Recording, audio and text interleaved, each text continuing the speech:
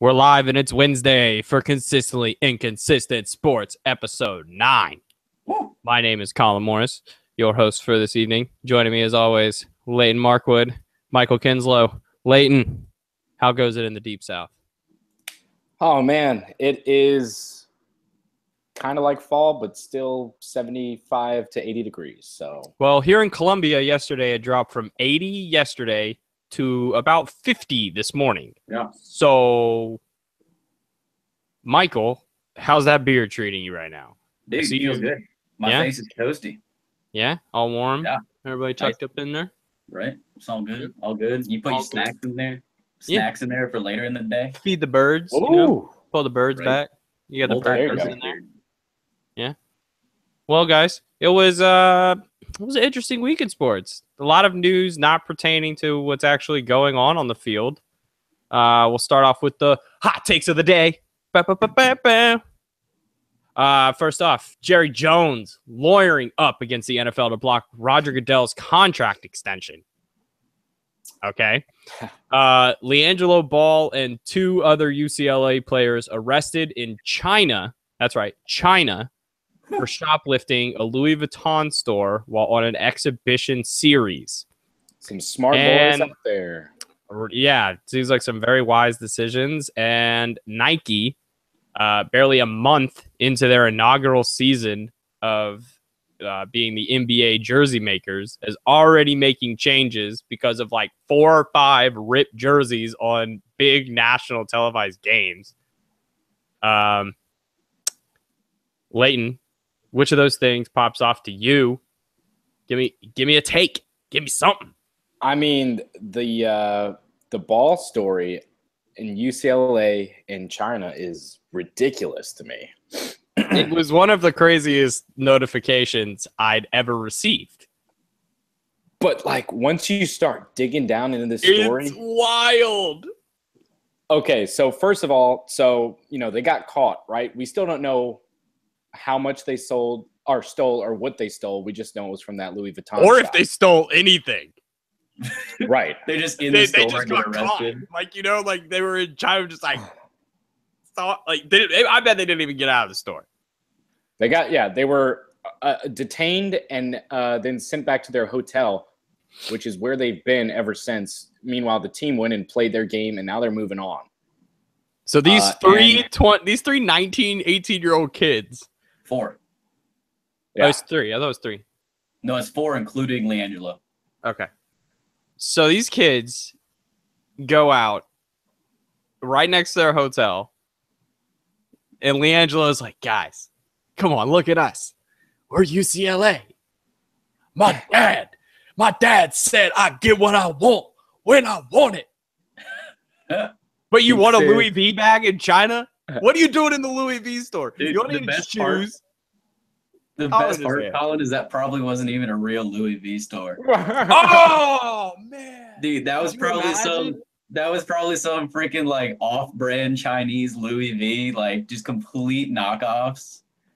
That make it even better, would except be- it wouldn't make any difference if they were robbing a Toys R Us. Right. These kids are so screwed. Yo, Like, all 4 of them are probably going to be cut from the basketball team. but not even like let's not even get into the basketball aspect first. You start looking at what the shit that they're going to have to go through in China right now. I mean, right now they're in a period where the prosecutors are trying to figure out if they're going to indict these boys, which was quoted as saying it could take days, weeks, or months. Months. And Like, the common belief is that this is going to be a 3 to 4 week detainment in that hotel until they actually determine if they're going to indict them. And then if they're indicted, this is the craziest stat to me. If they're indicted, these prosecutors in that area in China have a 99.1% conviction rate once indictment occurs. My sons defy all odds. Give him 0.9 chance. He'll take it. He'll take it. If they stole over $1,000 worth of goods in Which American one money, item in Louis Vuitton, and if it's a real Louis If it's a Vuitton real store, everything's over $1,000. that means if indicted, they're going to prison for 3 to 10 years in China. That's not fun. 3 to 10 years. We are not a political show. But if you have never looked up Chinese prisons, please look up Chinese prisons. Those kids would be screwed. Here's my favorite part. LeVar already came out before this and said, it's not even. No, he said, yo, 2 of my sons are going to make the NBA. He said, Lonzo's going to make it, and LaMelo's going to make it. He's right. LiAngelo isn't going to make it. He's going to get cut from the UCLA team, and he's going to go to prison in China. Could you imagine, though, like the ramifications of this kid going to jail? Like his brother hasn't talked to him. Like they interviewed Lonzo today before the Celtics game that's on right now. And they haven't had any contact with the family. So I think what's going on is that this is all going on through UCLA. UCLA is doing this all internally with their lawyers. Right. So is that which it's better for the kids, because if you have kids, like imagine being 18 years old doing that, and then I'm just saying, like, they don't have the Constitution. You don't have a right to an attorney. This is a still technically communist nation. What were you thinking? You are there to play basketball. It's like a bowl trip. You're already in China for free. This isn't a band. This isn't a middle school band trip where you had to pay for it to go to Disney World. UCLA is sending you to China to be an ambassador for their school, and now you've tainted the image of UCLA in China forever, because this is probably plastered all over the news in China. Like, there's no way. This is international, man, with how big the ball brand is these days. Well, maybe. I've got a question for you guys. Okay. How much did the Z02 or whatever retail for? $350. Wasn't it $450? It was either $425 or $350. I don't think it was $450. I was thinking it was somewhere around $450. Way too much. That's the answer to your question. Okay. So, but apparently a pair of sunglasses at this Louis V retail went for at minimum $450 US. I guess LiAngelo isn't a big baller. Big baller. Right? Like, can't afford that. Right, big baller. You can't afford that. You ain't no big really baller. A big baller? Why you gotta steal it? You know? What happened to like the good old days of college crime where you would fucking steal crab legs from the grocery store? Like, what happened with that? Now we gotta go.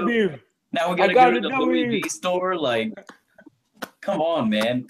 What is up with these kids thinking they're Louis V quality? Go to the Publix, get some crab legs. Start small, work your way up. There you go. Steal a $5 sub. Come on, boys. Dude, at least be like the Wando high school kids before I was even in high school. Right. These kids were going around robbing Subways and Food Lions with a BB gun. With a BB gun. Like, you're in China. They will murder you. Yo, you know that this is what these kids were thinking. They were like, we're not home. The NCAA can't get us. The police can't get us. No, the police got you. We're in China, man. There's no police. Like, you clearly never heard thinking, like, they didn't probably think about, oh, you guys, we're like 6'5" African American men. We won't stand out in a Louis V store in China at all. Who are we? Like, They'll think we're Kobe? What? We'll blend right in. Like, you know, they had their eye on you when you walked in the building. Right? It's if what I know is correct about China, they were watching these dudes when they landed on the plane. Dude, and they came in. Chinese Secret Service watching these guys, keeping them in check. Oh, they going after the watch. They got him. Move in. Go. Speaking of going after people, Jerry Jones is on a witch hunt.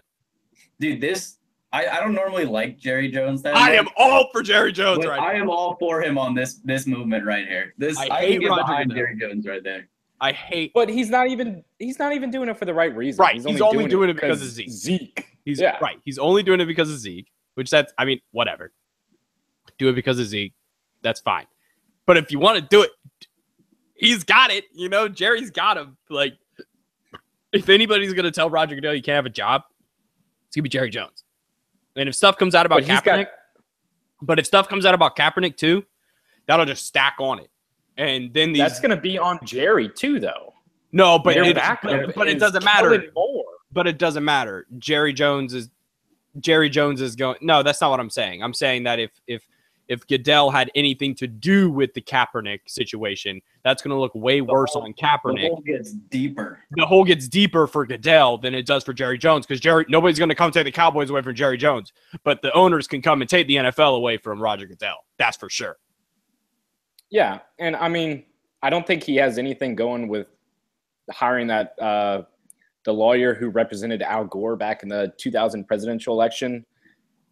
But what Jerry does have is apparently he's got about 5 or 6 owners that are kind of right with him and think that actually Goodell's done a really poor job of managing the protest and the Zeke issue and the Kaepernick issue. So apparently all 6 or 7 of those guys are all like, no contract renewed, we got to move on. And then there's about 12 other owners who just don't believe in the contract that Goodell wants. Apparently, a bunch of the owners want to make it all incentivized and kind of lower his salary a lot and just kind of, it's going to be performance-based incentives. That makes sense. That sounds logical.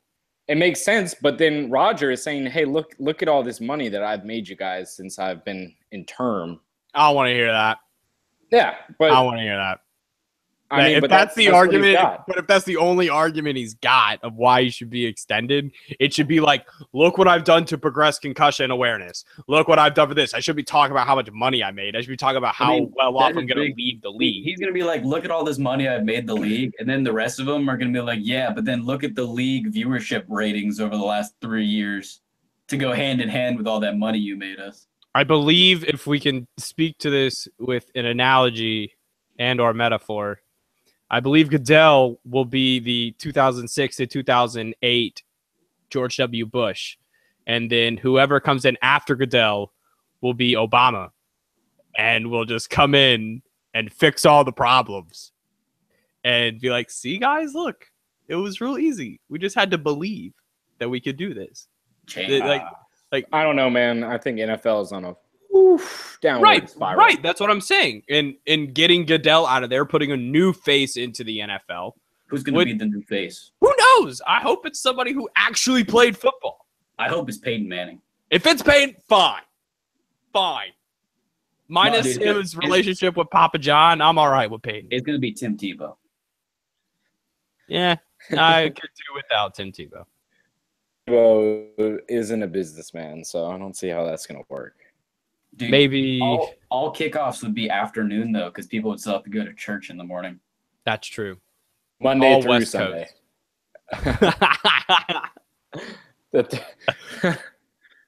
Well, what do we think about these jerseys? Because I'm not buying one anytime soon. Nope. These things are ripping. Like Nike. You've been making jerseys for years. Duke jerseys have never ripped. Why are these NBA jerseys ripping? You've been making basketball jerseys for 20 years. You've been sponsoring schools since before the beginning of time, since before the internet. I don't understand. I think they were so obsessed with making them the lightest weight ever and like ultra sweat repellent, forgot to actually I think and an actual physical competitive nature. Yeah, they probably didn't do the best of testing. It's what it's coming to, is that they were probably just like, well, let's run it off of this and let's just, import the same jerseys that we had before. It's not working because now imagine being that LeBron guy, the guy who gets LeBron's ripped jersey. That thing's going to sell for millions of dollars, hundreds of thousands at the very least. I mean, I don't see why not. I mean, I think Nike will be able to resolve this. Yeah, they'll fix it, but it just kind of sucks that there's been like less than 15 nationally televised games during this season so far, and 3 jerseys have ripped on them. Like, that's. I mean, they haven't been. You think they're going to do a recall? No, because the player jersey is not the same jersey that they sell to you. Good point. Because I think Adidas is behind it. Adidas was probably like, we got a great jersey guy. Right? Like Adidas is trying to make up for all the Nike NCAA hires crap. new guy. Yeah, Nike hires a new guy whose last thing on his resume was jersey designer at Adidas. We got them now, which was what Reebok was thinking when Reebok tried. That is a dead company, man. I remember going into the Reebok outlet in Charleston right after Nike took over the NFL, and the whole place was just covered in NFL stuff for like clearance $4. I got a Ravens hat that my brother Jake has now. Can you believe that Reebok was big enough to at one point have the number 1 overall pick, John Wall, in 2010, have his shoe deal? The number 1 pick. I saw something crazy on Reddit the other day, and I think it's true. Allen Iverson signed a shoe contract where he gets paid by Reebok $800,000 a year until he's 52, and then they pay him $32 million flat when he's 52. Dude, they're not gonna have 32 million. No, they don't have 32 now. Look it up. Yeah, they do. They have the UFC. That's a whole brand. They make money off the UFC every second. Reebok's all over UFC. That's money right there. Anything you bet on, you're good. Reebok's fine. But yeah, that was a today I learned on Reddit, and those usually aren't wrong. But usually. It'd be cool if it was. Imagine being like 22-year-old Allen Iverson signing this contract. Like, man, 52-year-old Allen Iverson. And like, if you're the he's dude, gonna be set. If you're the dude signing that check, you're like, fuck. By the he's time not gonna make it to 52. Yeah, well, even that. No, by the time he's 52, I won't care. Right. This is somebody else's problem. Well, let's rock on to the NFL, the National Protest League, or the National Fights League, because that's what we had this week. Ooh, see what I did there? We had a wild Sunday. It was straight WWE SmackDown between Jalen Ramsey and AJ Green. Reportedly, well, Jalen Ramsey came out and said this himself, so he was calling him soft. He was calling AJ Green soft, said he was not good, and I mean, he's not wrong, is he, Michael? You own him. AJ Green might have some soft hands, but he has not been balling out this year. That's he isn't. And he put him like what you did there. He put him in a straight up headlock. He had him by the neck. He had him by the neck, bro. And then he threw him on the ground. They started wailing him in the head with the helmet. Why would you punch somebody's helmet? Why do you go for the helmet? Like, they got exposed body parts, and you go for the one thing that can break your knuckles. Right. You're a wide receiver, and you go in with your AJ. Come on, man. You're making the 8-4-3 look bad. Come on. Straight out of Somerville. Come on. You're making it look like Scummerville. Right? Seriously, that's what they're known for, man. Yeah, I'd like to see how many balls AJ Green dropped in practice yesterday. Because a lot. Right? Or if he was even at practice. His hands have to fucking hurt. His knuckles got to be like double the size of what they were last week.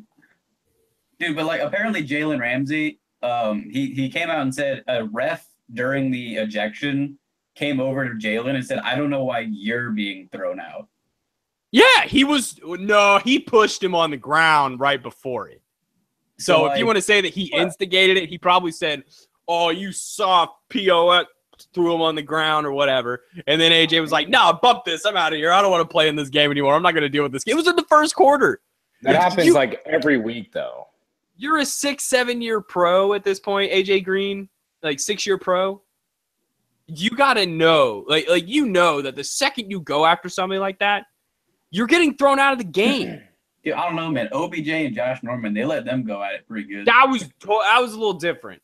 Like that's premeditated. Like all that was premeditated. This wasn't like we've never heard of Jalen Ramsey and AJ Green being like this before. Mainly because the Jags and the Bengals aren't really like that. Was this the best fight since the Andre Johnson Cortland Finnegan fight? Oh, that was so Andre good. Just destroyed that. Oh my god. Don't mess around with Andre Johnson. That was so dumb. He took his helmet off too. Like, He did. He was smart about it. He did. You got to get past the helmet, man. That's how you save your hands. Yeah. No, there was one more. We had one more. There was another fight. The Bucks versus Marshawn Lattimore of the Saints. Like, Jameis is sitting there being all Jameis, and then all of a sudden, Mike Evans comes out of the picture into the picture and just whacks the guy and just throws him into the Bucks sideline. Like, this week was crazy. Everybody just was literally giving just none, like just not caring. Replays of Marshawn Lynch running in from out of the game. No, they probably saw the Ric Flair 30 for 30 early and were like, woo! Let's go. Just got really hyped. Or some, I don't know what it was. Like, I haven't seen anything like this where the top stories of the night were AJ Green double throwdown and just the Bucks trashing on one player. It just seems like the NFL needs to get its act together because people, like, all of us are still going to keep watching. Like, is there anything that can make you stop watching football? Tell me right now. No. See, you had to think about it. There's nothing you can do that would make you not watch football. Even if the Ravens were 0-15, I think I would still watch that 16-week. I'd watch that last game. Because it'd be the Bengals. And hey, we got a chance here. We got a chance against the Bengals. It's at home. Even if it was in Cincinnati, we'd be like, oh, Marvin Lewis, bum, we got this. Whatever. No, but I think these fights this week were, the common denominator is the Bucks are struggling and the Bengals are struggling. I think it has a lot to do with Jameis on the Bucks side. Well, yeah, because Jameis has been hurt for like 4 weeks now. They just haven't shut him down. Whatever the hell this was. He's insane. I got a W. I got a W. I'm gonna eat it.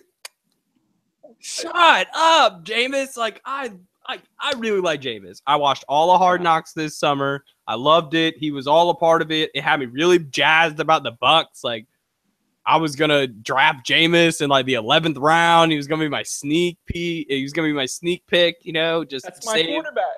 That's my quarterback. You see Matthew Stafford came out and he's like, "Man, I've never eaten a W like that before." Like, completely just Matt Stafford of all people. The highest paid man in the NFL says, "I've never eaten like that before. Never eaten a W like that." But the frustration got to these guys. AJ, it got to him on a personal level because Jalen was just shutting him down.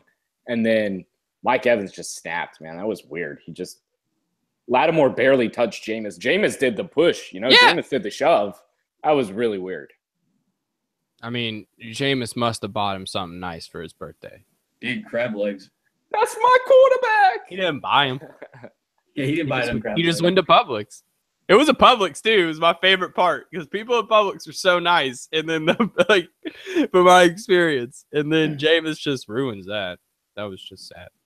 But then it was even wilder. It was trade-a-palooza. We had the trade deadline in the NFL, and everybody was just like, "Cool, wheeling and dealing." You want some picks? You want a player? We all get some picks and players. Right. And then Adam Gase is just the NFL killer. Because what was the most inconsistent thing about the Eagles, if any, was their non-red zone rushing game.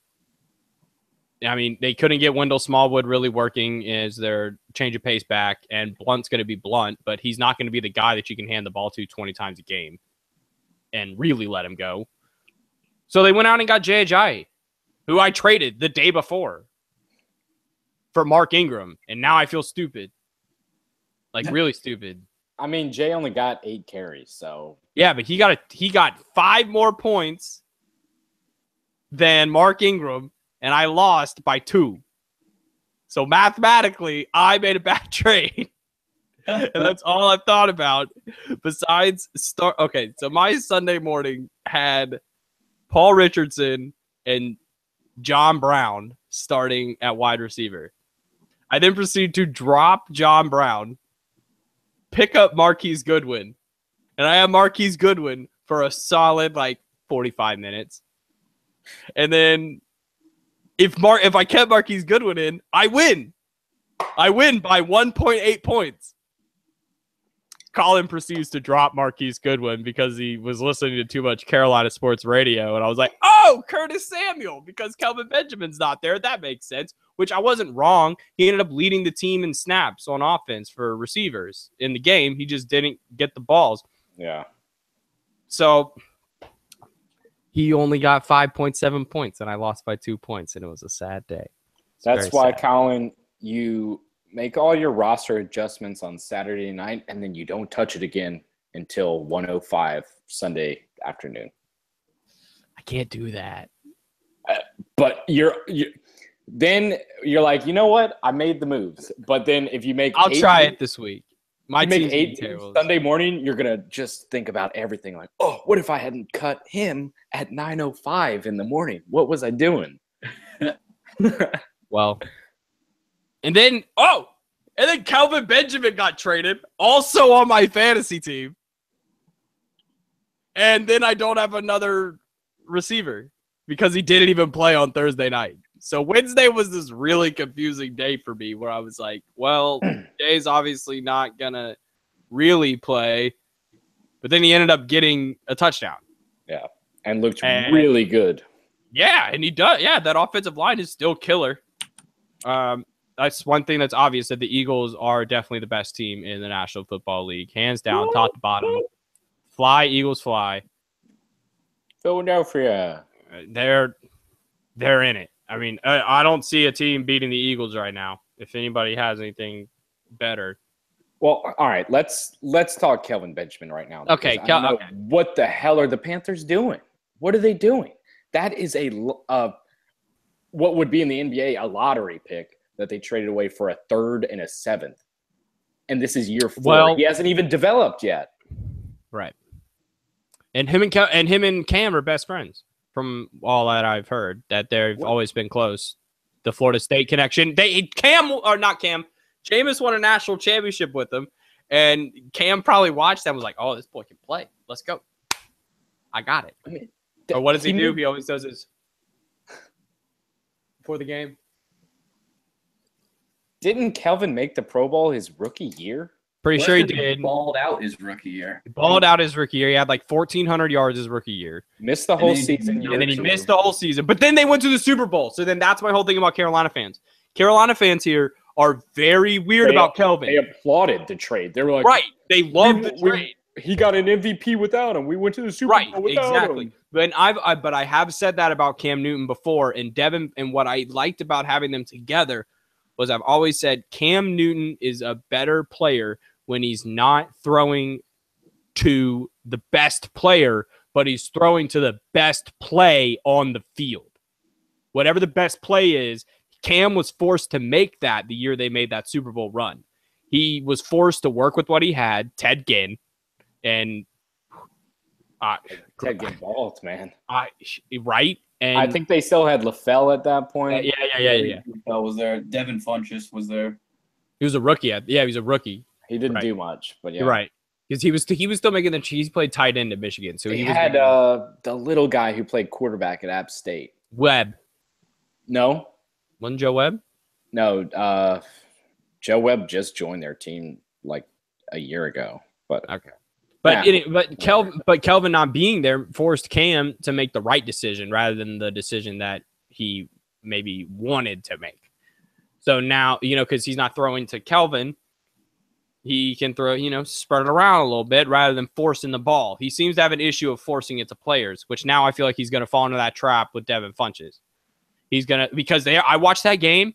There were about 7 plays where Curtis Samuel was wide open underneath the linebackers. He snuck in on a slant route and snuck right in underneath it.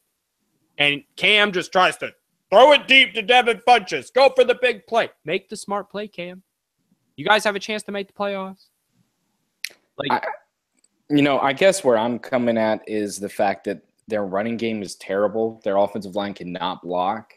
So now all the pressure is on Cam, and they just took away his favorite target and his best target.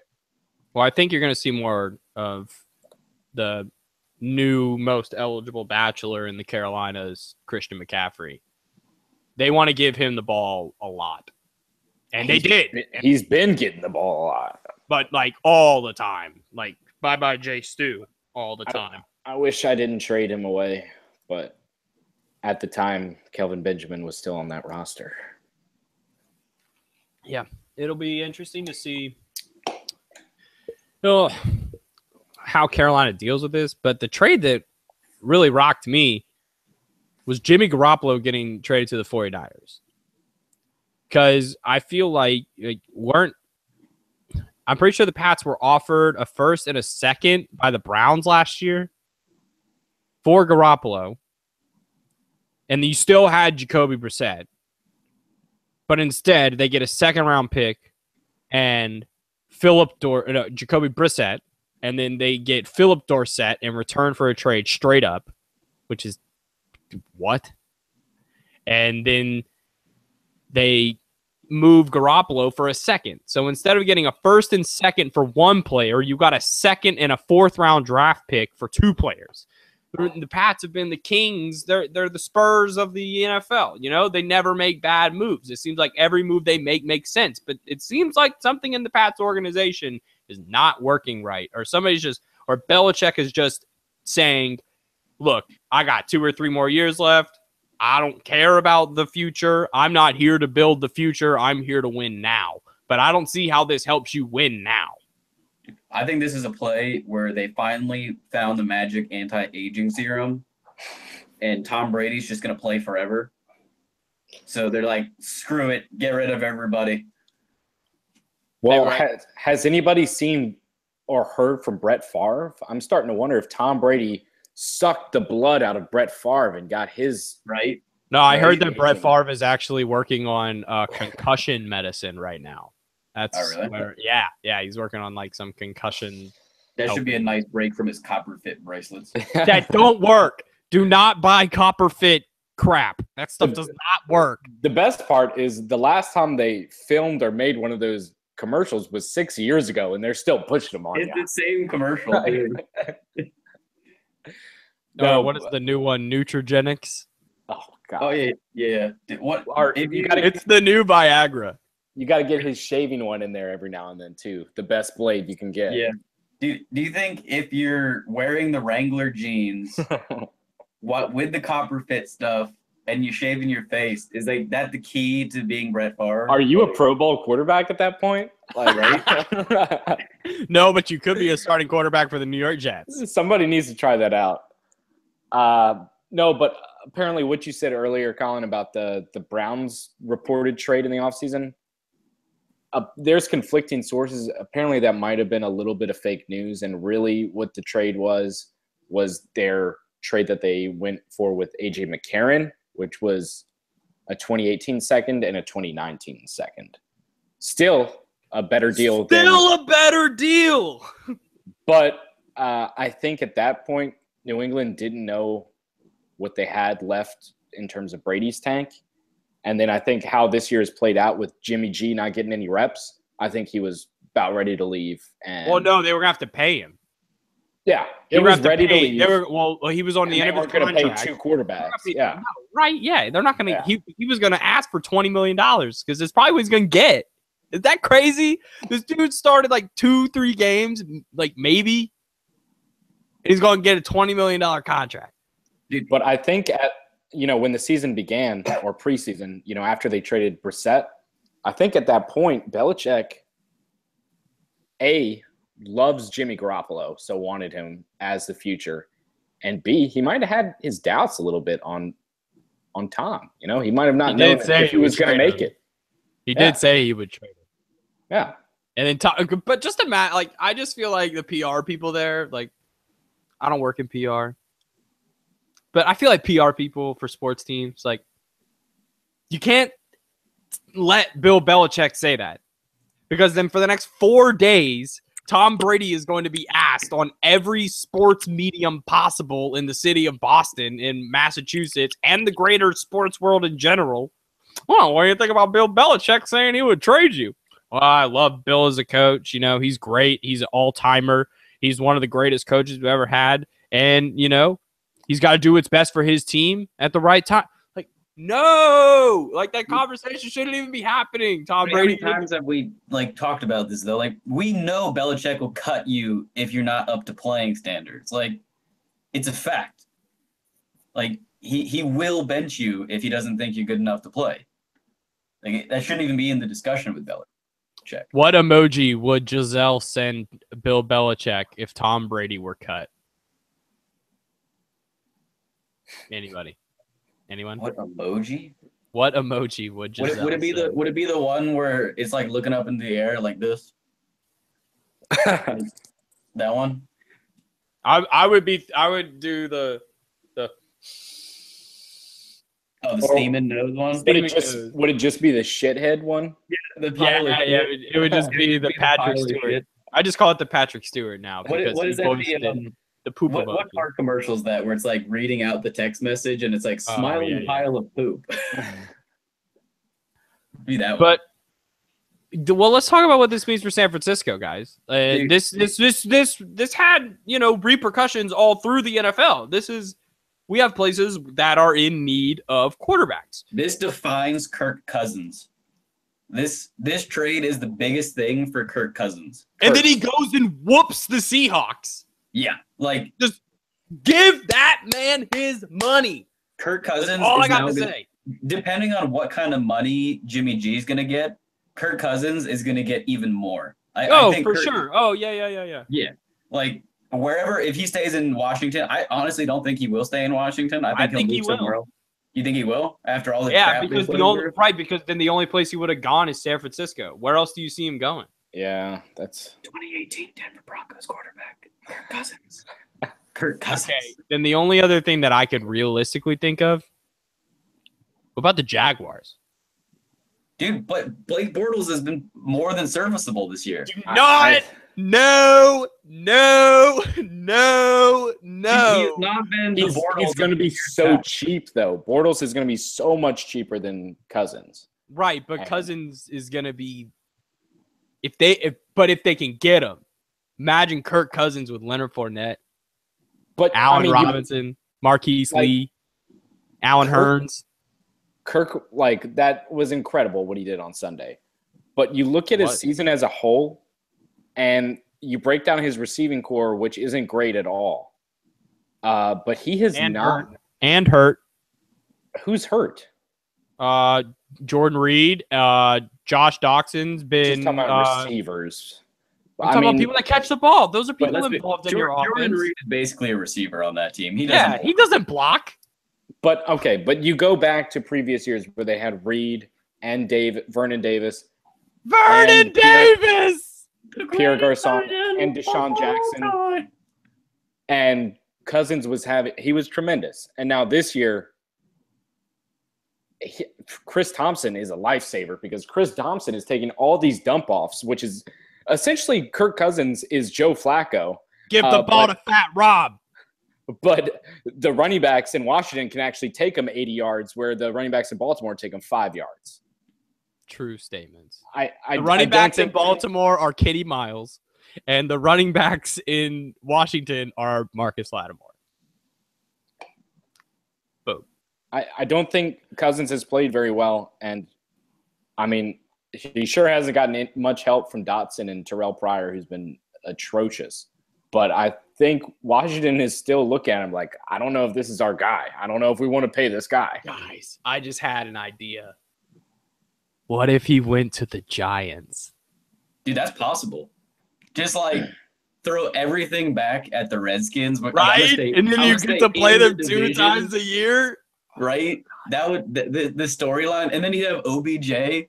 Oh my God. Cousins would do that too, because he would, because Donovan McNabb did it. Donovan McNabb would be like, whatever. I left Philly for the Redskins. This doesn't matter. This is your life. Don't worry about what people's feelings that sit in the stands are. They're still gonna buy the ticket. Washington might do it. He might do it strictly out of spite. He might be like, you guys didn't have faith in me 2 years in a row. You tried to franchise me 3 years in a row. Josh Norman, prime example. Yeah. Prime example. Don't pay me? Fine. I want to play Dez 2 times a year. Dude, you know what? You know, and OBJ. You know who I think got screwed in all of this? The whole Jimmy G. Don't you say the Denver Broncos? No, it's not the Denver Broncos. It's CJ Beathard. Oh, That man just lost his job, but they said Jimmy G might not even play this year, and that man is out there taking sacks like nobody's business, laying it on the line, and he doesn't even have a job next year. Wait, but time out. Who says Jimmy G even stays in San Francisco? The dude's a free agent. Dude, they just gave him he's the future of the franchise. They had a press conference with him, with the owners. I would bet my bed that he stays. I would bet my Xbox. I would bet my Xbox right now that he stays in San Francisco. It would be insane, but he is under no contract. He is under no obligation to stay there. He can field offers from any team. They can franchise tag him. They can franchise tag him. They have that option this year. I guess you're right. You're right. He is there. He is there. Imagine that. Imagine going to a team and then getting franchise tag, and then we're just like, oh, here we go again. This whole loop is just like the franchise tag. Okay, let's see. Yeah, Michael, would you let me pay you $882,162 a year to get sacked like CJ Beathard? Dude, I would take that. I would get my ass beat in the NFL for that. Okay. End of story. Put me in, coach. CJ Beathard is like, that is fine. $880,000 a year to get my ass beat. Put me in, coach. He's probably got a house closer to where you were in Pebble Beach when you visited. Imagine living there. Yes. Yes. Absolutely, I would do that. Yes. But just do some bank commercials in Santa Clara, make some side cash. And there's that Uber commercial. CJ Beathard, everybody's got a side hustle. Right. You can't just be the 49ers starting quarterback. That's only one day a week. Man, I miss those commercials. Dude, but Colin, back to what we were talking about earlier, like Jimmy G making like $20 million a year kind of contract. I mean, Brock Osweiler got a $72 million contract. He's making $17 million. Like Brock Not Osweiler from the Broncos, right? The Broncos. Brock Osweiler is making as much as Beathard makes pretty much per game. Like it's from the Browns, not even from from the Browns. Not even from the team he plays for, from the Browns. I think Houston's still fronting some of that check too. Dude, they probably are. Brock Osweiler is the real benefit of all of this. He is being paid by 3 teams. Jeez, can you imagine that? That would be awesome. Guys, let's make our playoff picks for the National Fighting League, the NFL. Oh shit! Here we go. All right, hold on. Let me pull up a standings. Let's. I put it in the notes. Okay. Right now, as we stand, we have Pittsburgh, number 1 seed in the AFC, New England, Kansas City, Tennessee, and our wild cards will be Jacksonville and Buffalo. In the NFC, Philadelphia, New Orleans, Minnesota, Los Angeles Rams, and then Panthers and Dallas fill out the wild card slots. Dude, are the Saints really 6-2? They're on a 6-game win streak. They won 6 straight. Dude. Who dat? That's sneaky. I didn't even know that. They turned that defense over. Drew Brees is balling. They got a run game. They have 2 top 10 fantasy running backs on the same team. And they had Adrian Peterson. That's after they got rid of Adrian Peterson. And now Adrian Peterson's playing like a top 10 running back in Arizona. Exactly. So everybody wins. It's one of the few situations where everybody wins in that, honestly.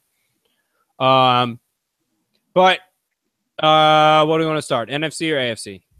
We'll go AFC, I guess. Let's go AFC. We're all AFC boys here. Let's get the emotions out of the way. I see the Steelers losing like 3 more games. I don't see Ben being able to take this team to, 14-2. They're not going to win out. I see him losing like 3 more games, maybe 11-5, settling somewhere around the 2 or 3 seed. If I had to pick right now, I would probably I'd probably go New England, Tennessee, or New England, Pittsburgh, Tennessee, Kansas City. I see Kansas City slipping, but they've already done so well, and everybody else in that division, sorry, Michael, is so bad. I mean, they've already slipped. They've already lost 3 of 4. Right, but they're not going to lose anymore. I don't think they're going to lose in the division anymore. I don't think they're going to lose any more division games. Because that Raiders game was in Oakland, and they still have to play the Raiders again in Arrowhead. And I think they'll fall to the 4 seed, and I think they win their division. But I don't think they're going to be a sneaky team if they can regain that swag that they had at the beginning of the season. And then my wild cards. This is ugly. Like these wild cards, these just don't even look good. Like the Ravens are going to get a wild card, guys. That's what's sad about this Ravens team is that we're going to make the playoffs. That's like we've been sitting here this whole season, like preaching like it's been a funeral for the Ravens, but they're going to make the playoffs. And it's either I would probably, if I had to pick, I'd probably pick Buffalo as a more consistent, especially with the addition of Kelvin Benjamin. If Kelvin can be a consistent threat with Tyrod, that's going to be a team to watch. Tyrod's finally got a big toy besides Charles Clay and Jordan Matthews. Yeah, like, okay. Yeah. So it's finally got somebody to throw to. So, yeah, we'd have New England, Tennessee, Pittsburgh, Kansas City, Buffalo, Ravens. So that means we'd have the Ravens and the Steelers playing in the wild card game. Woo! Woo! Where the Ravens will come out and win and go on another Super Bowl run. Stop. Let's get Danny Woodhead back first. He's coming back. That would totally change this offense. Oh, it's going to take Buck Allen and throw him away. Hey, I like Buck, but get out of here. USC running backs are jokes, and that's University of Southern California. They're all jokes. Quarterbacks, running backs. The only thing they're good at producing, DBs, linebackers, and wide receivers. All right, I'm going to take it from here. So we're looking at the current division leaders, New England, Pittsburgh, Tennessee, Kansas City. I think it's going to be there from now until the end of the season. So those are going to be my division winners. I think the AFC West race is going to get tight towards the end, and I think that Tennessee-Jacksonville race is going to be real close all the way through the season. I think Tennessee just has a little – I mean, they have a better quarterback and they have a little more talent on that roster. Wild card, this is where it gets tricky. I think there's 4 teams that are going to push for the spot. It's going to be Buffalo, Oakland, Baltimore, and Jacksonville. Jacksonville, I'm taking them out because I don't believe in Blake Bortles. Buffalo, I'm taking them out because I think they've just lost too much this year, whether it be trading away Sammy Watkins, whether it be trading away Marcel Darius, letting Stephon Gilmore walk in free agency. I think they traded another one of their corners early in the season. Who were your wild cards? I haven't sent them yet. Sorry. I just knocked Buffalo and Jacksonville off. So we're playing a little guess who. We're playing a little guess who here. Okay. So my wild cards are going to be 2, 4, and 5 teams. The Oakland Raiders and the Baltimore Ravens. I think you mixed up how you said those. No, I did it for fun. But Ravens. But I mean, I don't really like either of these teams right now. I think that just kind of tells you where the AFC is. And I think the AFC wildcard picture is going to come into play the last 3 weeks.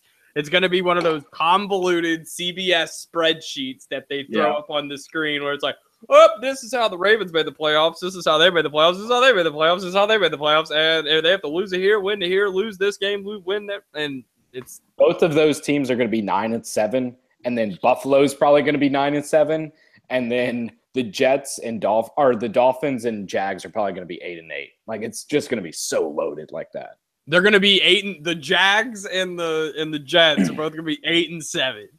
And if they win, they get in. And then they both lose last week. You're just like, And it's going to be like the Ravens and Raiders are 9-6 going into the last week, and they right, both and then we lose. and they both make it. The most Ravens thing possible to happen. Yeah. All right, Michael, throw them at me. I'm gonna give it to you top to bottom right here. It's gonna be Pats, Steelers, Jags, Chiefs, Bills, Ravens. That's my playoff from top to bottom. Hold on. Say that one more time. Wait, don't say it yet. He said the same thing as me. Oh, okay. Put the Jags instead of Tennessee, and put Pats, the Bills instead of the Pats, Raiders. Steelers, Chiefs, Jags. Then we got Buffalo, Baltimore. I'm just holding us to our word. Dude, I got the Jags because you look at Tennessee. Tennessee's a 5-3 team, but they have a net point differential of -12. Yeah, but how does that even happen? But don't they have like 3 or 4 more games against their division? I'm just saying their net points is -12. Like, I only picked the Titans because I feel like they have the easiest track to more wins than the Jags do. The Jags technically play the same teams. So I guess it comes down. Yeah, it definitely comes down to the Titans and the Jags. I'm looking at this, and the Jags have a net points of 89. The Titans -12. I mean, the Jags are scoring points. The Titans aren't. The Titans are pulling games out somehow, but they're not scoring enough points. Okay, but over half of those 89 were in that Ravens-Jacksonville game in London. True. From the 2 people that woke up for it that are on this show right now. True. So true. That was awful. God, what a waste of time. I had like 4 beers. Next. All right, NFC, Layton, roll. All right, NFC, I'm going with Philly, a division leader right now. I'm going with Minnesota, a division leader right now. I'm going with 2 non-division leaders who are going to win their division. The Panthers and the Seahawks. That's going to be my top 4 in the NFC in no order, besides Philly being number 1. And then the wild card is where it gets really tricky because there's a few teams I like. I like the Rams. I like New Orleans. I like Detroit. And I like Dallas. I think there's just too much going on with Dallas. Maybe Zeke is going to get suspended eventually. I don't know, but there's just a bunch of BS going on with Dallas. That defense still isn't great. Dez left the game early on Sunday. And he hasn't been playing well either. I think this is the year Drew Brees in New Orleans gets it together and gets back into playoffs. They've been 8-8 for what feels like an eternity. Since Bountygate, definitely. Yeah, right. Since Bountygate. I think they're going to get it together. They're going to make the wild card. And then I like what I'm seeing from the highest paid player in the NFL. I like Matt Stafford. I like the Lions. I think they're going to sneak into the playoffs. Dang, you took my pick. You took my hot take. I like the Lions, man. They look real good, man. If they can get Dula going or Riddick, one of those guys going on the ground. Man, you must have listened to John Gruden on Monday night, too. Man, I love what I see out of Theo Riddick. Look at him come out here, throw this block. Man, coming out of bam! Look at that. Blocking on the outside. I love what Gruden Grinder. Woo! Love football. Woo! But then he came out at the end of the game. He's like, my Gruden Grinder, Golden Tate. That boy catches everything. Catches. Okay. So I'll roll with mine. Philly, number 1. Rams, number 2. Rams are getting the bye, folks. Rams are getting a bye. Jared Goff. Oh! Ooh. I do like the Rams. I want them to. I know, right? Like, it's hard not to. If Pharaoh's going to be a big part of this, which would be cool if he was, but he's really not. Then we're going Saints. Then we're going Vikings. Panthers. I want to say Falcons, but I can't say Falcons. We're going with the Seahawks. Falcons look so bad, man. Can you imagine a Seahawks Saints wild card game. Dude, there's no more beast mode. Who cares? Oh, They don't need a running back apparently. there's no more Matt Hasselbeck. Oh no. There's no more Sean Alexander. Wait, who are those people? Phone went down. Where's Who are Deion those Branch? people? Yeah, exactly. Deion Branch, Matt Hasselbeck, Sean Alexander. Nate Burleson. He's on Good Morning Football. Crushing it on Good Morning Football, by the way. Oh, yeah. It's a great addition. He was on like the broadcasters like 40 under 40 or whatever, or top analyst or whatever in sports. So everyone thinks ESPN's going to snipe him as soon as possible. Oh, definitely, for sure. Well, I don't know, man. It looks like the playoffs are going to be more interesting than anything else we got going on this year because the NFL, I mean, while we've had some good games and we had a couple good weeks of football. It's been real up and down. Yeah, it's a real up and down. There we go. There's Michael. There we go. My phone. I had to get my phone charger, and then I plugged it in, and my little rig I had to hold my phone up fell down. Live entertainment. What are you gonna do? Well, Michael, let's hear those NFC picks. All right. God damn, this thing is. All right, whatever. NFC picks. Here we go. I'm just gonna hold it for now. We got Eagles #1, easily the best team in the NFL right now. Definitely take the Vikings at 2. I think the Seahawks take the 3. I think the Rams will slip up. What? Did you just miss what I said? I said the Rams are getting the 2 seed. You said the Rams are getting the 2 Let's seed? argue. Let's go. No, dude. I think the Seahawks will come back. My 4 is going to be – I don't think the Panthers can take the Saints, honestly. Like, the Saints are just sneaky good. I didn't even know they're 6-2 until today. And now I got to take them as the 4 seed. I think they'll be the 4 seed. Carolina gets 1 wild card, and then I'm going to give the Rams the 2nd wild card, but I don't think they get the division. The Rams. Okay. I think the Seahawks get the division, but I think the Rams take the. So I got the Seahawks as the 6th seed, and then I have the Rams as the 2nd seed. So 2nd seed, I see them being pretty good. And I'm high on the Rams. I think they're going to be right there. I think they're going to slip. And, it's Sean McVay's first season. Goff is still really young. That's a really young football team. I think It is a really young football team. They're going to be like 9-7. They're just not going to make it. Nah, they're going to make it. Like, do you not see that this is not a player thing anymore? All these people were here last year. No, I mean, this is not a player thing. Jeff Fisher is a terrible coach. Right. Didn't know how to motivate young players. This defense is wild. They are blowing people out. And the defense is getting the offense up. What defense is giving their offense more opportunities to score? Probably Jacksonville's right there. But they're not converting. That's the difference. Probably Baltimore's right there. But not converting. Right. The Rams are converting. They have the offense. They're tearing it up. But this team might go. I just think at some point, Jared Goff is going to come back down to earth because he's got to be somewhere in between of where he was last year and where he is this year. Why? But why? I just don't think that schematics and one coach can change like that. I think really. I think there's a lot that's going into you can't tell me the difference in the offense when Gary Kubiak was there and when Gary Kubiak wasn't there. Yeah, it was like 300 more yards. It really wasn't that big of a difference. It was a more efficient offense, but you break it down, it wasn't like what we've seen Goff year 1 to 2. I think it's the system. I really think it is. Goff, you're not just the number one pick. A big part. It's not like he's a 5th round pick. No. He was the number 1 pick in the draft. But he wasn't. He was a guy that a lot of people had questions with.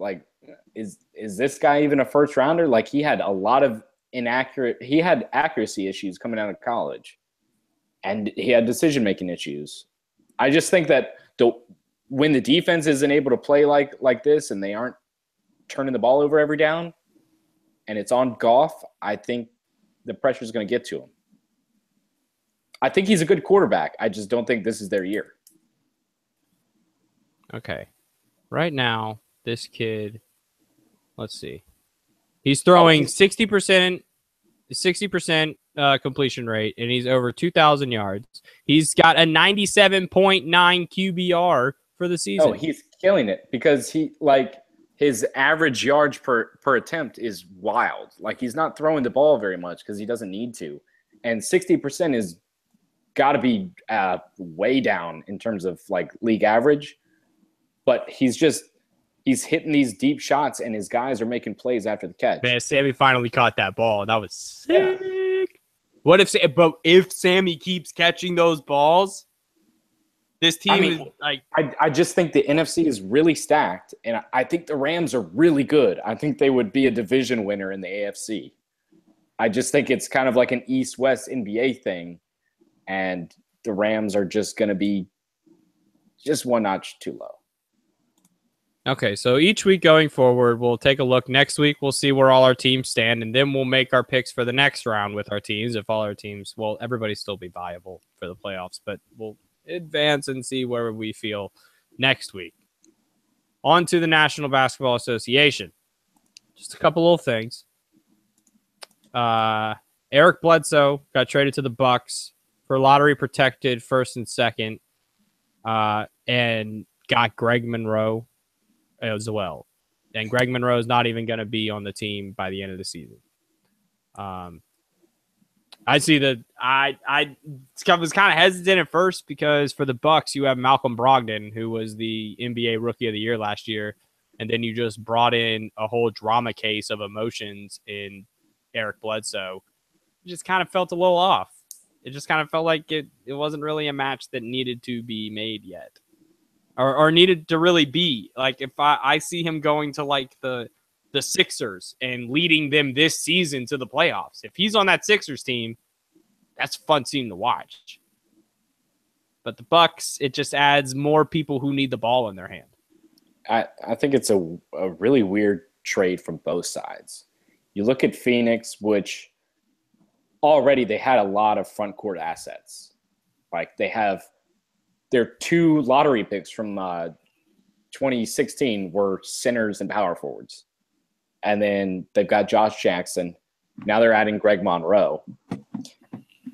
And then you go to the Bucks, and like you said, Colin, they already have Brogdon, and they're already paying Delly a lot of money. Now they have 3 point guards, 2 of them, Bledsoe and Delly, that they're going to have to pay a lot of money. Oh, Delly's not going to make it on this team. If he should go back to Cleveland. That's where Delly needs to go. They need to trade Delly back to Cleveland. There's not a soul in this league that would trade for that contract. It's the worst contract in the NBA. They're going to have to cut him. Currently, the only one that I would say is Joe Johnson. Joe Johnson can at least play in this league. Delly can't do anything anymore. Delly is terrible. Hey, Cleveland has only won an NBA title with Matthew Dellavedova on the team. Every other time, they did not have him. Yeah, he's really good at harassing opposing point guards when he doesn't have to do anything else. He can't. That's all you got to be. If you just got to be that annoying guy in the gym that's poking and ticking people off, so be it. But that only works on some teams. It only works on the weaker point guards like Steph. He is the definition of a third quarter point guard. The definition of it. You let your boys come in, play the first half, do their thing. One of them's a little tired. Put Delly. I think, but this trade, I think Phoenix jumped the gun too early. I think they saw this offer and they were like, early? It's been going on for like 3 weeks. I just mean, I don't think they had any real offers. And then as soon as they got an offer, they were like, yeah, let's take it. Let's get rid of him. Let's take one for somebody, right, that they like. At least Greg Monroe was a name. You probably had a situation where teams were offering like Bobby Portis. Like the Bulls probably offered Bobby Portis. And they were like, why would we want Bobby Portis? But then you got Greg Monroe, who's just a more expensive Bobby Portis, in my opinion, because he's just somebody else in that front court that you have to give minutes to. They have Malcolm.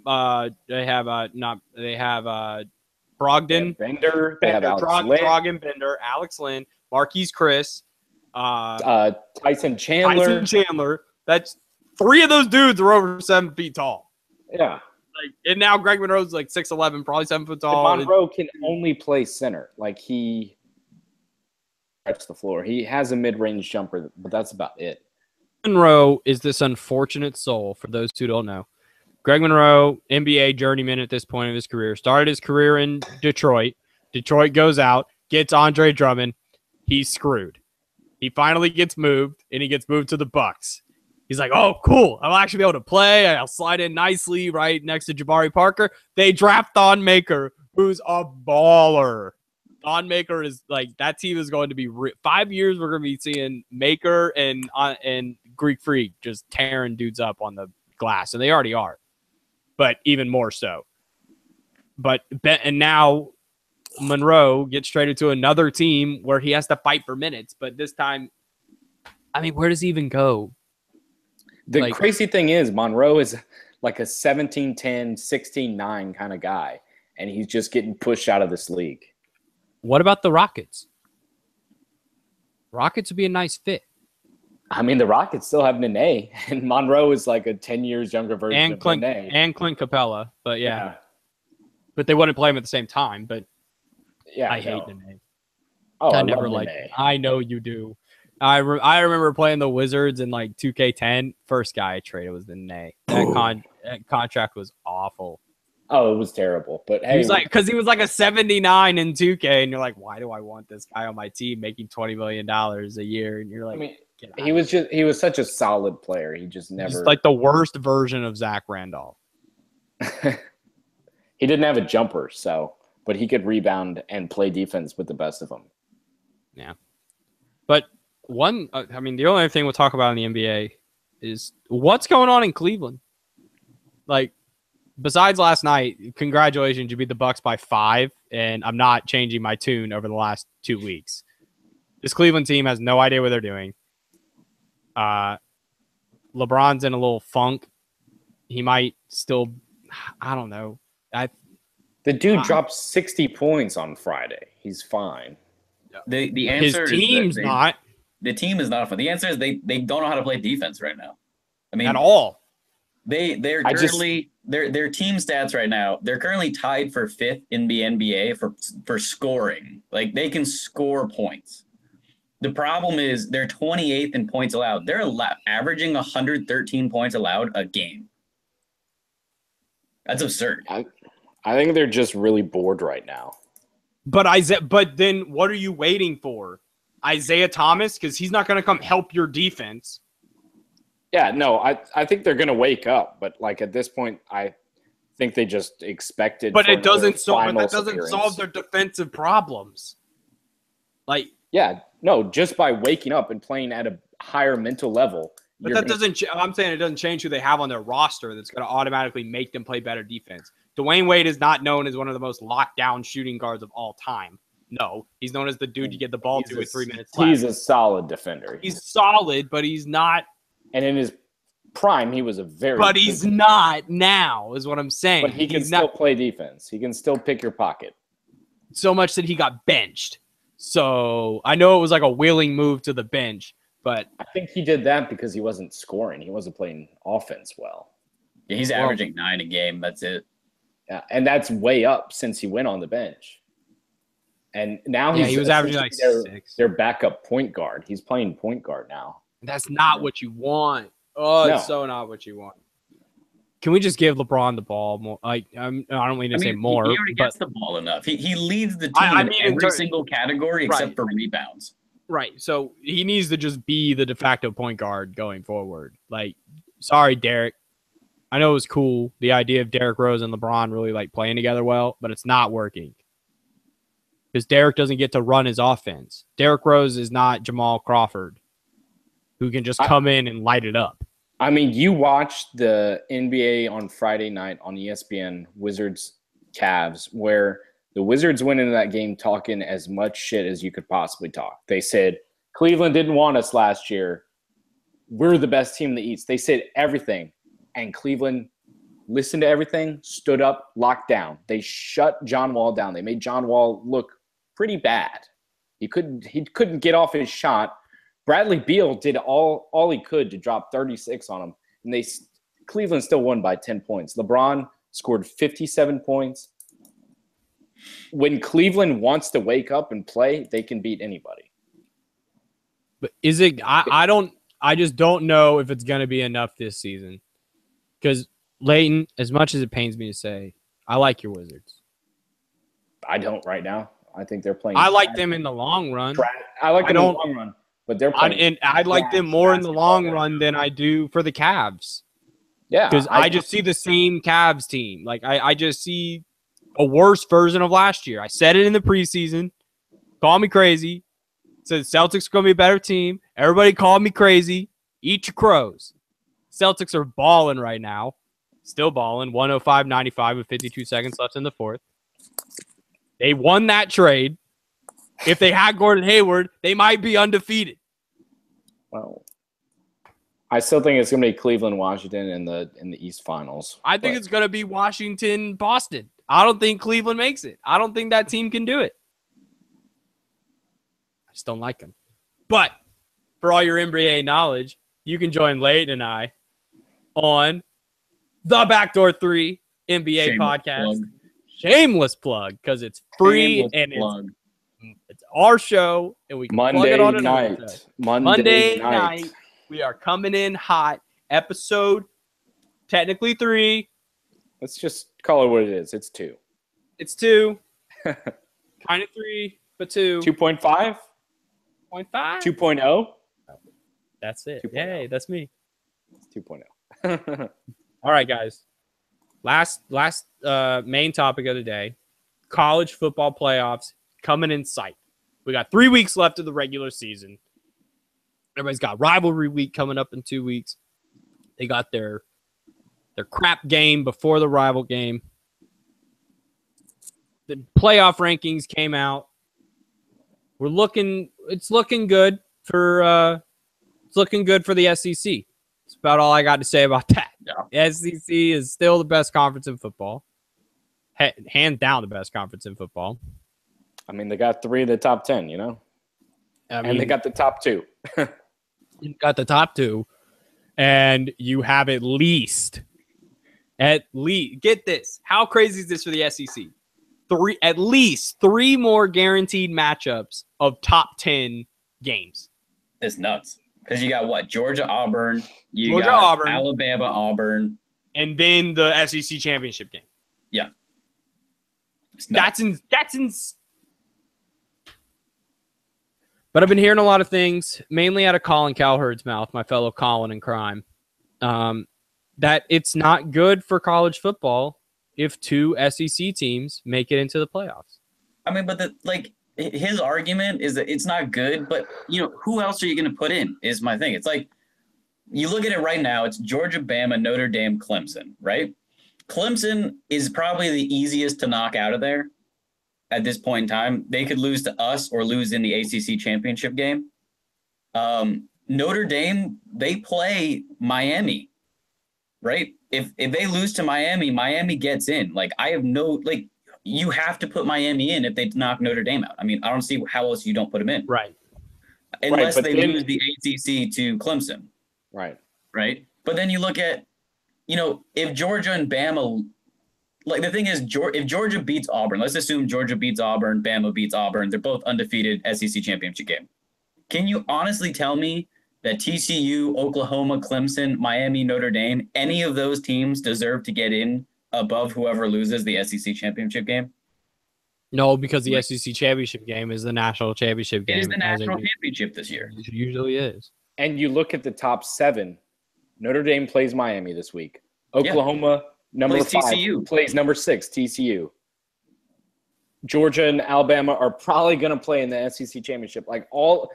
Some combination of that is going to get a loss in the last week. Somebody has to get a loss. Like Georgia, Bama has to get a loss. Notre Dame, Miami has to get a loss. Oklahoma, TCU has to get a loss.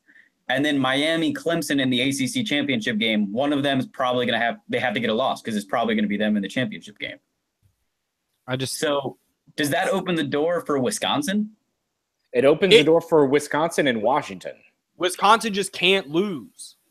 Yeah. I mean, so what? They're going to have to play Ohio State in the Big Ten championship? Or Penn State. Ohio State or Penn State. The thing is, Ohio State would have to lose one more time because they have the head-to-head with Penn State. Right. And so either one. But either way, you're playing a two-loss team. You're an undefeated team playing a two-loss team. And then you look at Georgia and Alabama, and you have that conversation on the same day. And you say these are possibly two undefeated teams playing, and then their first loss comes in the championship game. So then imagine this. So, like, say Wisconsin loses the Big Ten championship game, like back to Cowherd. Can you honestly say any of those teams deserve to get in over Bama, Georgia? You can't. Like, in terms of should they be there, they absolutely should be there. Is it good for college football? You can think whatever the hell you want to think about it, but they should be there. Unless the SEC championship is an absolute rout. Oh, yeah. Maybe if Alabama blows Georgia out, because I saw the test from Georgia was going to be how they handled South Carolina. And South Carolina gave them a test. Sorry, Gamecocks. South Carolina's no Crimson Tide. Crimson Tide's a whole nother beast. No, and Crimson Tide can come up in there and lay the smackdown. Georgia's out of this. Like the fact Wisconsin that we keep that a game, like the fact that we kept it a game, they still got to play Auburn, right? And they still got to play Bama. So, Georgia's got some shoring up to do before, they can claim themselves the champion of the SEC. And they were a 25-point favorite against us, and they were the home team. Yeah. And that game might have been even closer than the 14-point spread it was. For sure. I agree with that. So, Layton, who you got?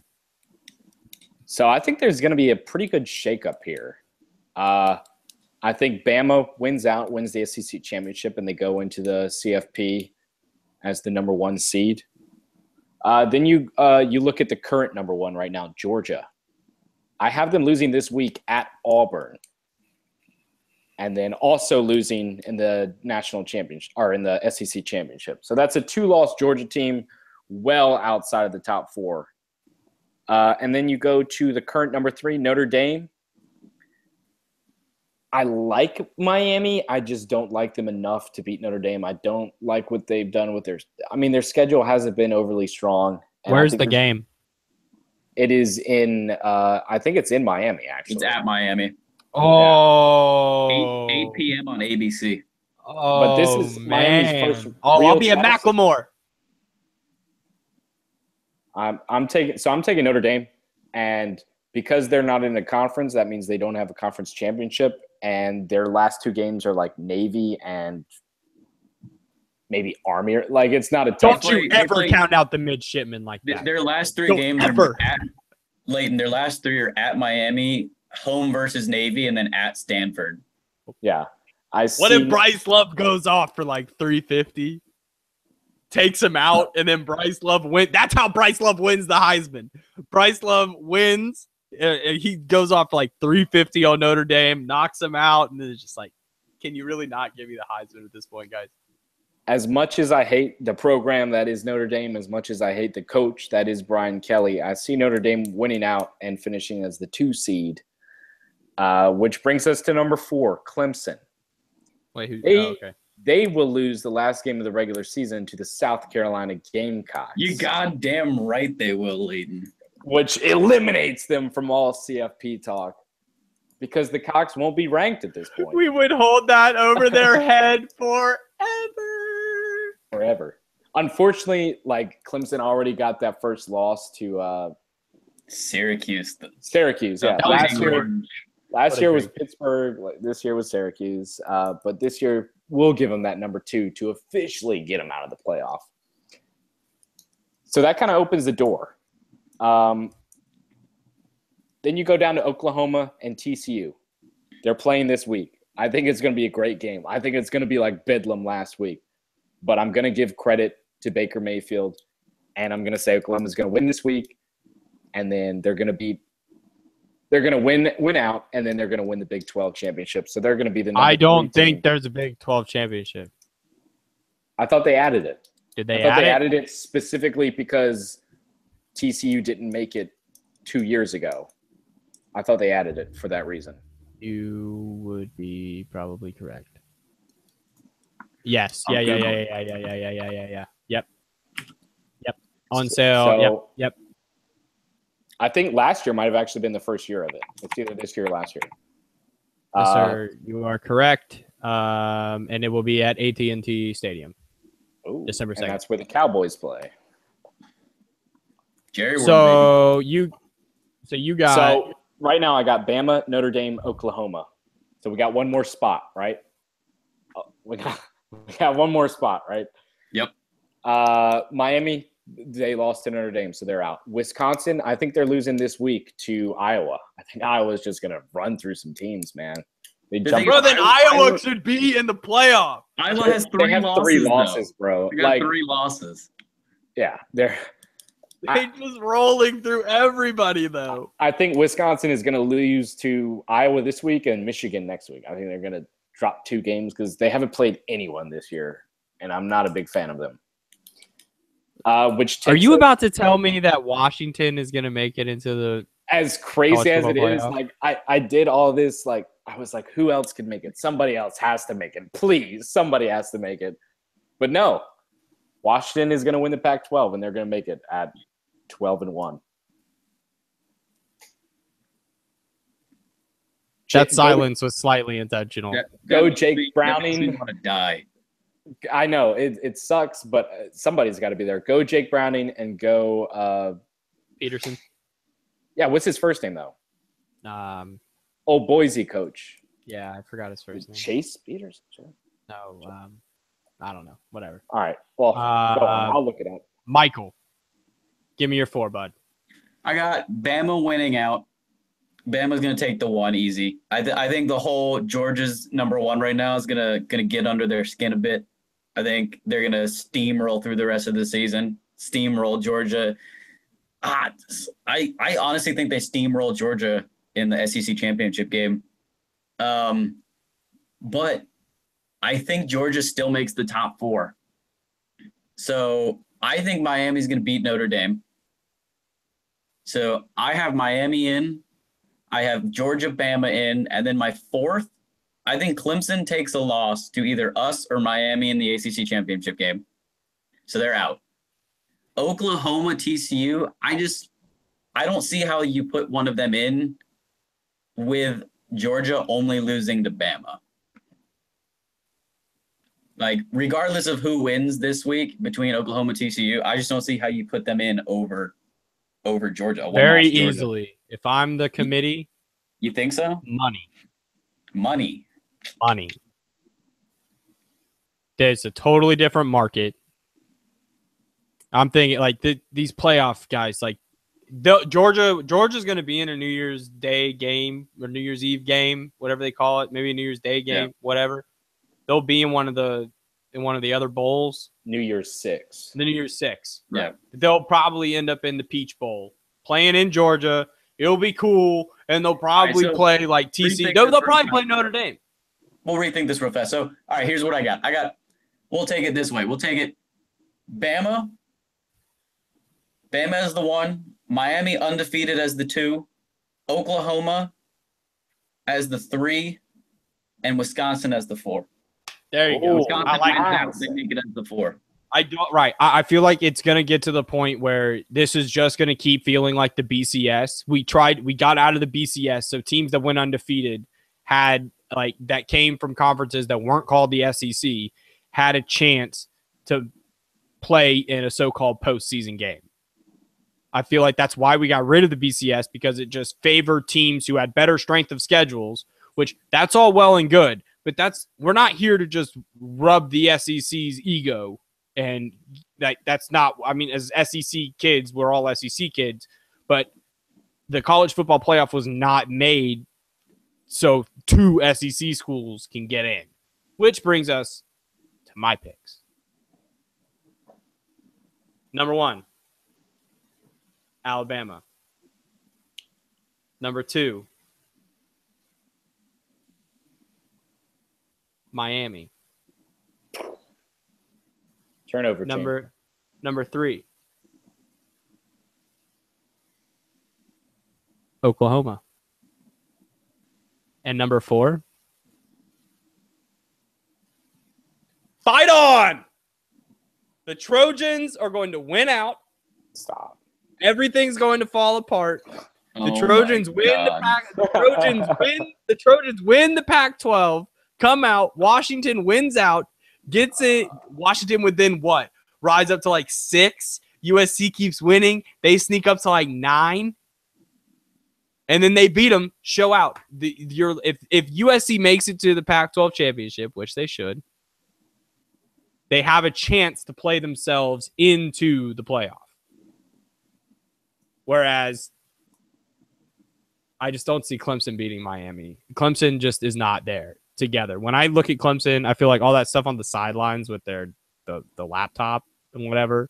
Dude, did you watch that video with Dabo? Yeah, dude, That thing was so stupid. no doubt. Like, whatever, dude. Like, worry about What video with Dabo? He was just mouthing off about how the North Carolina State coach was like rightfully saying, "Why do you have a laptop on the sidelines?" Like, whatever. And then he said that we were buying towels on Amazon. They wanted Amazon to bring the drones out to bring them towels. That's what he said. Like, that's the Trumpiest excuse I've ever heard. All right, so Colin, you're telling me an 11-2 USC team, right? 11-2 USC team, if they win out, they'll be 11-2. Yeah. Gets in over a 13-0 Wisconsin team.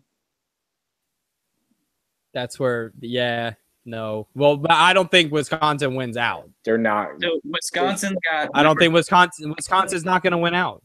They've got Iowa at home. Insinuating They've got Iowa at home, Michigan at home. Then they go to Minnesota. That's not that difficult. No, but then you have the championship game where you face a better team. Whatever team they're going to play in the Big Ten championship game. Better, though? Yes. On paper, yes. They just steamrolled Ohio State, who beat Penn State. Like, so they're either going to play Penn State or Ohio State, and both are looking for blood.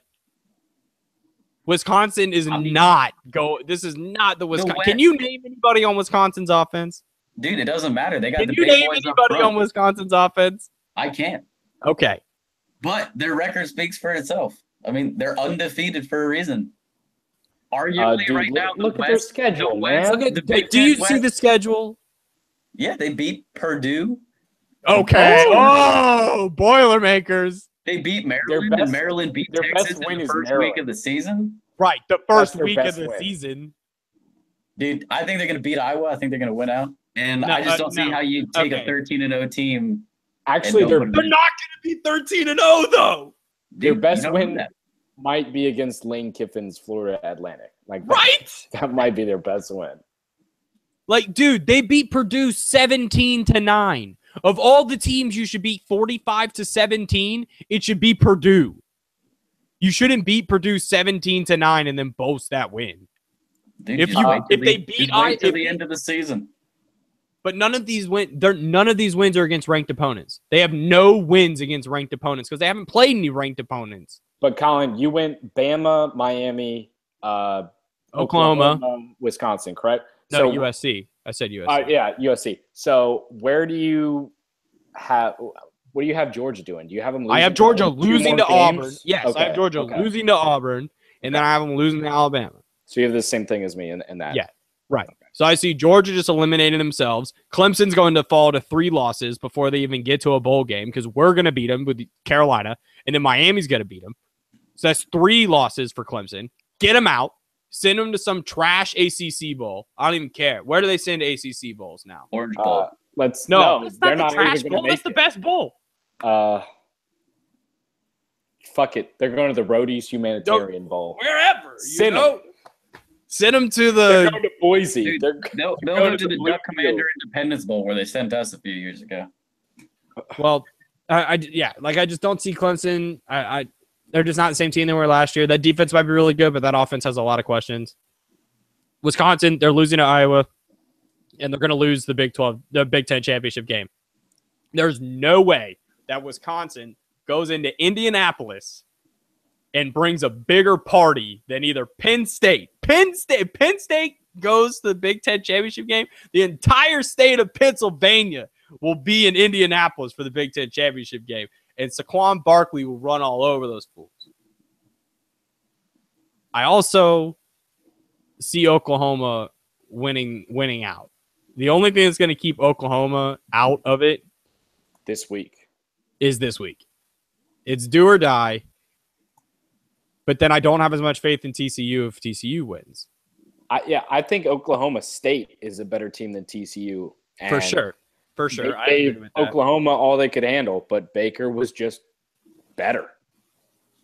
The dude threw for 589 and six touchdowns. We're not talking about the UCF Knights. We're also not talking about the Memphis Tigers. Oh, I love 8-0 and 8-1 respectively. They lost a game. Right. So Memphis is going to win the American, but it's. So we all have the varying picks. Some reasons the same, but in results drastically different. So I like that. We'll see how this plays out. This weekend's going to be a very important. This is probably the most important weekend in college football in terms of the SEC and how it's going to play out. There's actually one really good article you should read, Colin. You talked about UCF for a second there. Yeah. There was SB Nation did an article. It actually came out today. The headline is the playoff committee should either move up UCF just in the standings, not necessarily top 4, but like move them up, or admit non-power teams aren't playoff eligible. Oh, yeah, for sure, because then it's just the same Boise conversation we were having all through the BCS years until they finally let them in and they won. And then they were like, oh, well, I guess we'll let everybody in. Some of those Boise teams could have won national championships, but that's just me. Who wrote that article, actually? Jason Kirk. Okay. It's actually a really good article. He's got some math in there and stuff. So math is a really cool thing. So, guys, college football playoffs, they'll be coming. But right now, we're going to roll into the newest segment on the show. Yo, you got to see this. Michael, we're going to start off. You pull this up. We're going to show the lovely people at home. We're going to show the lovely people at home why Colin and Layton think Wisconsin can't win this week. Yeah. This is why they think this is definitely just going to prove everything. It's going to disprove everything I just said about Wisconsin. Enjoy. Okay. JT Barrett steps back, looks back. Oh! Boom. Oh! One-handed interception. What? Look at snatched it out of the air. Number 9 was not even looking at the ball. JT Barrett doesn't even see. Turned around once. Nope. The other Josh Jackson.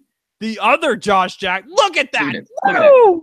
Straight up OBJ catch right there. Coming over the top. Are you kidding me? Look at this. One more time. Coming in. Boom. Just snatching it. Looking like he's a wide receiver. Put him on the field. I think that was the first of like 2 picks that day for him. Out of like 4 picks for Iowa. That's wild. That's the best interception I've seen of the year. At least in a year. Like that was a nuts catch right there. That was wild. So, Layton, what you got for me?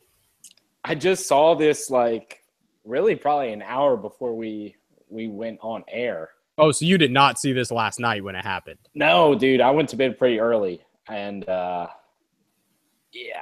got to fucking play this Kristaps Porzingis block.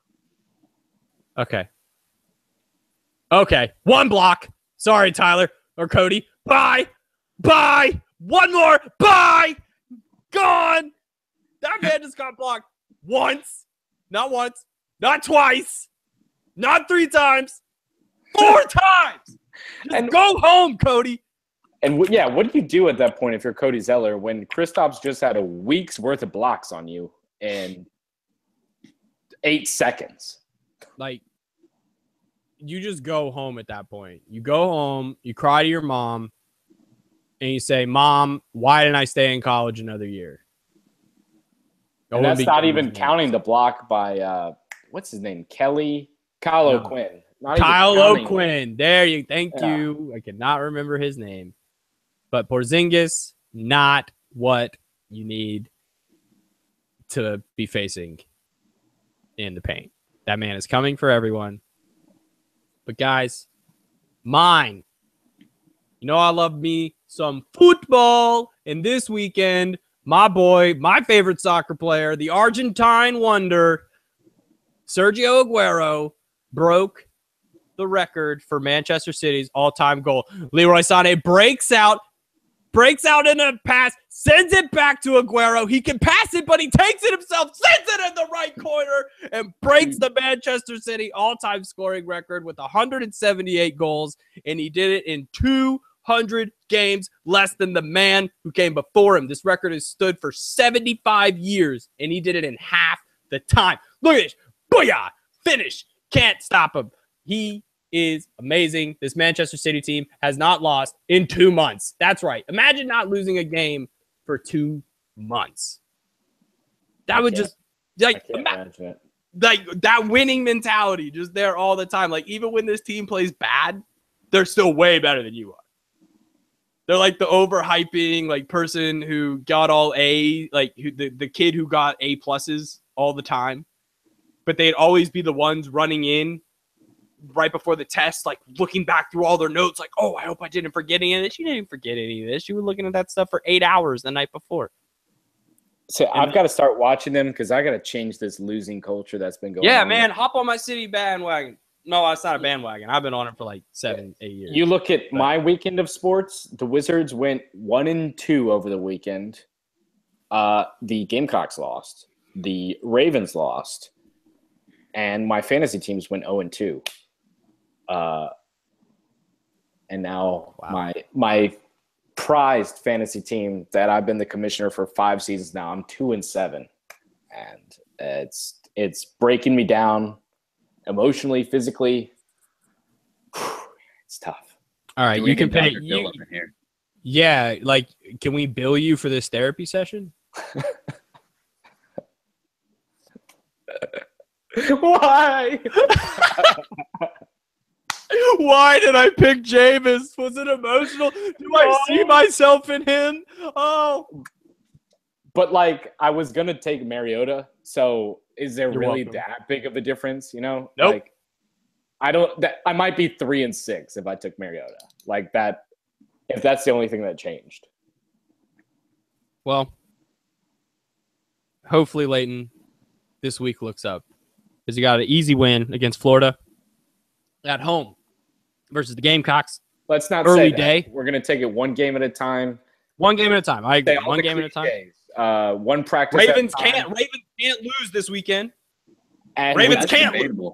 And we get Danny Woodhead back. So there's a bye. They're on a bye, Michael. They literally cannot the Broncos lose. Went on a bye, and they've been dog shit ever since. It's debatable whether you can lose a bye. That's because you guys were foolish enough to bench Simeon and go with Brockett chip.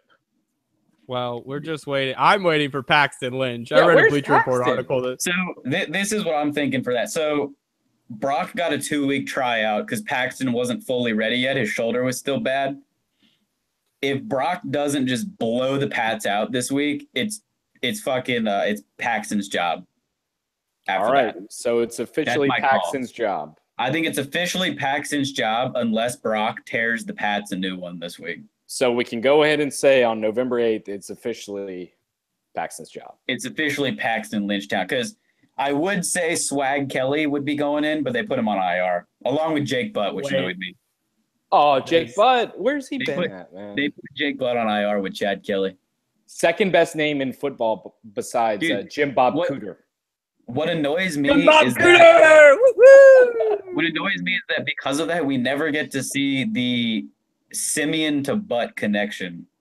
Oh, the old Simeon Butt? Yeah, we never get to see that connection. So maybe one day if Trev all of a sudden gets back, we'll see. I kind of want to see Chad Kelly in preseason next year, though. We'll see. The Broncos quarterback situation is going to get real interesting in the last couple weeks of the season, and then in free agency / the draft. So I think my worst take of all time was when we came on this pod after 2 weeks of the season and started talking about playoffs and, how the 2-0 teams were looking, how the 0-2 teams were looking.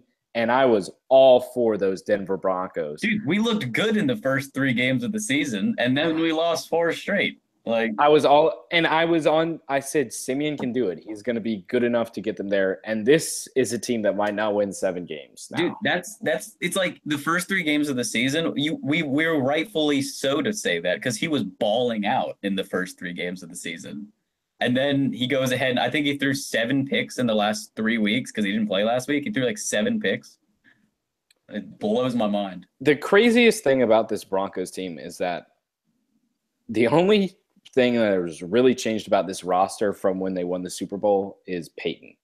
Yeah, that's really the biggest change. I mean, the defense is almost all still the same with the loss of TJ Ward and Malik Jackson on the D-line. Everywhere else is pretty much the same. Offensively, we still have the same receivers. Offensive line got shaken up a little bit, but honestly, it's better than it was. It got better. Yeah. And it's still garbage, but it got better from where it was. Running backs are the same. I mean, it's really just Peyton. That's the only change, the biggest one. And that Peyton was terrible. Yeah, Peyton was bad that year. Peyton didn't even take him to the Super Bowl. Brock took him to the Super Bowl. Dude. Well, Brock took him to the playoffs, and then Peyton took him. And then they benched him and said Peyton gets his last ride. Yeah. But I just don't get how that was the Super Bowl winning team and same roster. I mean, it's like if you look at overall team stats, the defense is still a top 5 defense in the NFL. I think they're actually number 2 overall right now. But the offense is just abysmal. I think the same thing can be said about the Falcons. Gashed them. You can say the same thing about the Falcons. Like, the problem is, it's like, yeah, it's the same team, but everybody else around you got better. The Chiefs got massively better. The Raiders are better than they were when Peyton was there. And it's just the thing of them staying the same. Like, yeah, the offensive line got better, but your running game hasn't produced as well as they should have improved. Yeah, they behind a better offense. Right, they should be better if the running backs play. Imagine if these running backs are getting 200 yards rushing a game combined. The Broncos are definitely winning. Your Broncos are winning games because you guys are on the field longer. You look at the backfield, and we got C.J. Anderson, Jamal Charles, and Devontae Booker. That's not a horrible running back. Right, Booker needs they're working him in. Booker's getting worked back in. Yeah, because he just came back from the injury, so he's getting worked back in. But it's like you got C.J. Anderson, who's produced the last couple years. Jamal Charles is known to have his moments, yet he gets hurt a lot. And then Booker's a 2nd-round pick. Like, you'd expect some production out of that crew, but just hasn't been happening behind the offensive line. Well, we'll have to wait and see. Yep, we'll see. Guys, it's been a pleasure. Love getting together, talking some consistently inconsistent sports. Layton, one thing you're looking forward to this week. One thing. One game, one moment, one thing. I'm looking forward to our fantasy football matchup, Colin. Oh, that's right. We're playing each other in fantasy football. And guess who I have to start at quarterback? Andy Dalton, boys. Bring out the red rifle. Pew, pew, pew, pew, pew. We have Ryan Fitzpatrick going head-to-head with Andy Dalton. And we have matchup you want. My 2-7 Poo-Poo Magoo against Colin's 3-6. Damn, we suck. Yeah. This is the matchup you want to see. Like, come on, guys. Can you guys just live stream this weekend? Yes, I will. No, I'll be driving. I'll be coming back from Maryland on. No, Sunday. We'll just have a stream going on that ESPN fantasy. What's the fantasy cast? We'll just have fantasy cast. Just have fantasy cast on your players and just have that fantasy and cast. And the final score is gonna be 58-43. I'll set up a laptop to live stream just our matchup page, constantly updating. One fumble, lost 2 points. Whoa! Somebody got a catch! Points! Brutal. I'm going to win. And miraculously, both of us are still alive in the playoff hunt. Here's what's crazy. This is the last. Like, if I lose this week and I'm out of the playoffs and I win the rest of my games because all my team's buys are done, I'm going to be so mad. Because, like, this team that I can start should be ridiculous. With Alex Smith, my running back combination of Jarrett McKinnon, Aaron Jones, Mark Ingram, and Duke Johnson. Don't even forget about Tevin Coleman. And Tevin Coleman. Like, all right, trades are out. Anybody want Cameron Brate? Because I don't. You wanted him so bad, man. And then OJ Howard happened, and now Jameis has fallen into the. Well, I'll see what happens this week. I still got to start him. But, Michael, what's your thing looking forward to this week? Dude, I'm looking forward to Brock Osweiler having a 2-0 record against the New England Patriots. Oh, my gosh. Because it's going to be the classic, like, your team's garbage. You almost want them to be garbage for the rest of the season just so you can see Paxton. But if you can beat Tom Brady, everything's okay. Then all of a sudden, a little team called the New England Patriots comes to town. And the one place that Tom Brady in his career has a crap win-loss record in is Denver. And, breathe. It's like... He has trouble breathing. Yeah, he's trouble breathing. Or something happens in Denver, and Tom Brady just isn't the typical Tom Brady you see. The defense is going to be a little extra jacked up, I'm sure. They're like, oh, dude, our offense sucks, but Tom Brady's coming to town. Let's make him look like a fool. So, they're going to come out hyped up. The offense is going to be like, yo, Brock Osweiler beat Tom Brady in overtime last year in the snowy game where they used a stretch toss to the left of all plays to bring it to the house on like the third play of overtime. That was awesome. It's going to be a repeat. They're going to beat the Pats at home. Brock Osweiler is going to be starting quarterback. I'm not going to see Paxton. I'm going to hate myself. I'm going to hate the Broncos. Even though we won, it's going to be like, that feeling you guys had, you won 40-3 last week. It was 40-0 last week, and you didn't even feel that great about it. That's what I'm going to feel like when we beat the Patriots this weekend. Because I think it's a Sunday night game, too. Like, yeah. Man. And I just got to say, the one thing I'm looking forward to, Gamecocks. Get that dub for us. Dude, got to make Muschamp look good. Just eat them. Eat that W. Matt Stafford doesn't do that. I'm not doing it. I'm like Matt Stafford. I'm not doing it. Okay. That's fine. I'll just eat I got one for you right here. If you don't know what we're doing, type in Jameis Winston pregame speech. Not the Clemson one, because that's the greatest pregame speech of all time. We gonna do it. We gonna do it big. Oh, dude, I got one more closing thought. Kind of goes back to what we were talking about earlier. So, like, we talk about Jimmy G never had a chance going to the Browns, right? I think one of the reasons that probably is a couple of years ago, a man named Peyton Hillis ran for like 200 yards against the Patriots and beat them in Cleveland. And I think Bill Belichick's still a little salty about that game. He was also on the cover of Madden. Yeah, he was on the cover of Madden. He's the most forgettable Madden cover star of all time. So I think Bill was still a little salty about that and just was like, no, we're not giving them to the Browns. Screw the Browns. Because I believe Josh Gordon was also a reason the Browns just have the history of beating the Pats in the worst moments for the Pats. So. Well, Layton, Michael, it's been a pleasure. Yep. Where can everybody find y'all? Layton, on the Twittergrams and the Insta tweets and the Insta books and all that. You can hit me up on Snapface and all the works like that. Shout out Bill Belichick. Just Layton Markwood, man. Just type it in. It's real easy. Michael, real flowy. Where's that big taco? Dude, you can find the Chunky Taco at Chunky Taco on pretty much all of those social media things the kids are on nowadays. Capital C, capital T.